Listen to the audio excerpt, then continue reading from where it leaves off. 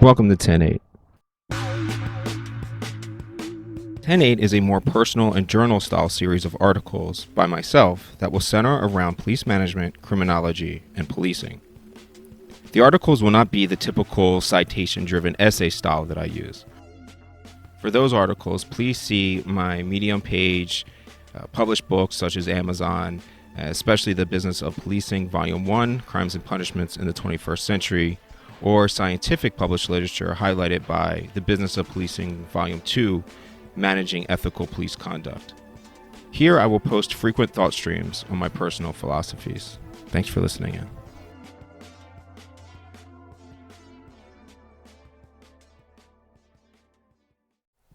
Police reforms. Qualified immunity. What is qualified immunity? Qualified immunity is a legal concept that protects from personal civil actions against government officials acting within their duties. The intent is to facilitate the official's ability to perform their duties without excessive legal harassment. What is the argument behind ending qualified immunity? There is a foundational claim that qualified immunity lowers performance and that being able to hold individuals accountable for their actions in the courts will improve policing. Ending qualified immunity protection will enable individual cops to be sued, and thus they will perform better. Will ending qualified immunity improve policing outcomes? For the foundational claim that qualified immunity lowers performance, I have never seen anything remotely providing evidence for such a claim. Logically, qualified immunity would encourage the officials to stay within the scope of their duties to remain shielded from trial. The grounding logic is in rational choice theory and punishment as a deterrence. These are ideas many in the police reform circles argued heavily against when the conservatives possessed them years ago. Scientifically, both of these theories have been thoroughly debunked.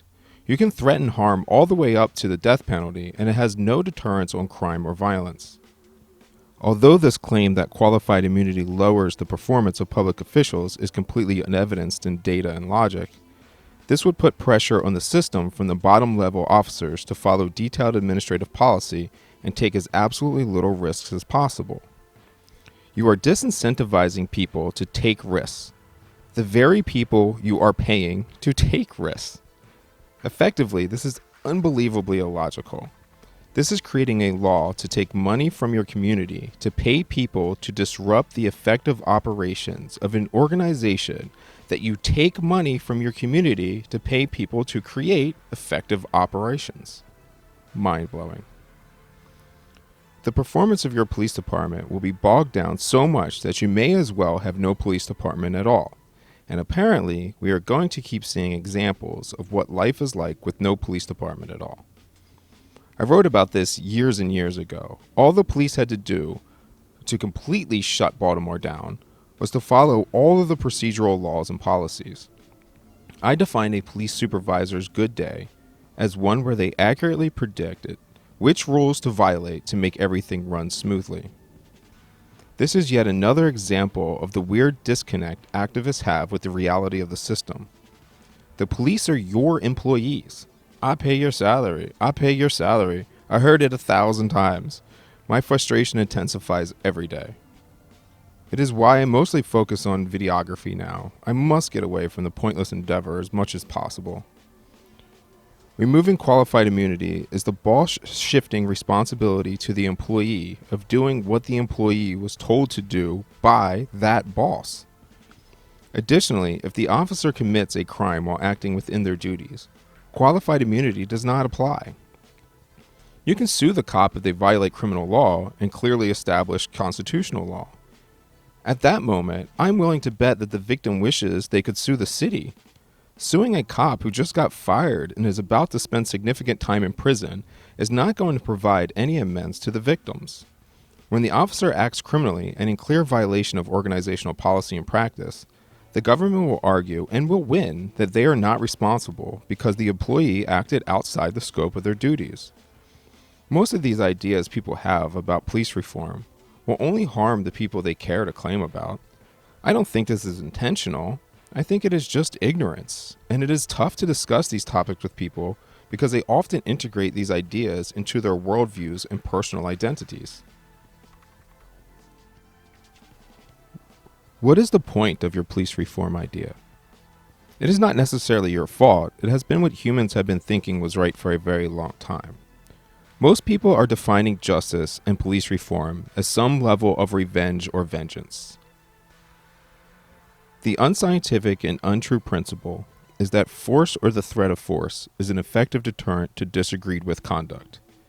If you credibly promise to harm someone, then they won't harm you. I hope most of you can see the obvious flaws with such thinking.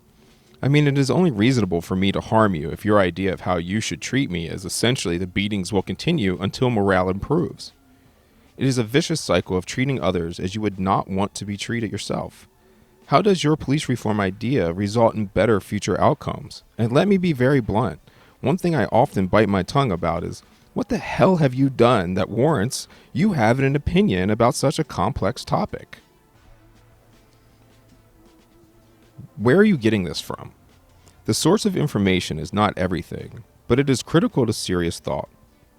Most likely, the ideas that we have in our heads about police reform came from some measure of media.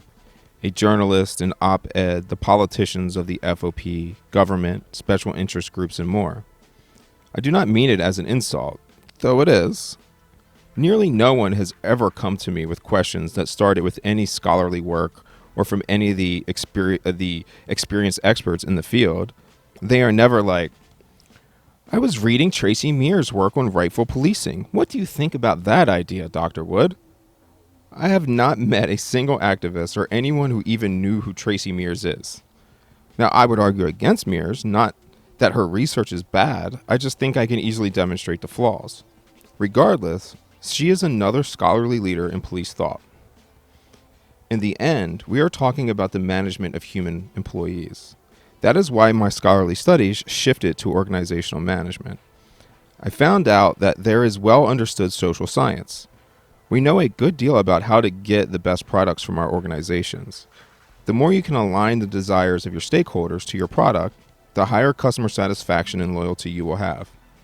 You control behavior through incentives and disincentives that work mostly in the background. You can look at any one of my look at one of my proposals, civilian-led policing, to get an idea of how this can work in practice. I have no idea how many other ideas are possible. I just need proposals that are intended to be taken seriously to meet the basic evidence that supports why the idea would work. Often this is not possible in data, and I understand. In those cases, we need concrete proposals with rational thought lines that you take the time to spell out in written form and include responses to potential critiques. Take the idea as seriously as you expect others to. Remember that. Take the idea seriously as you expect others to.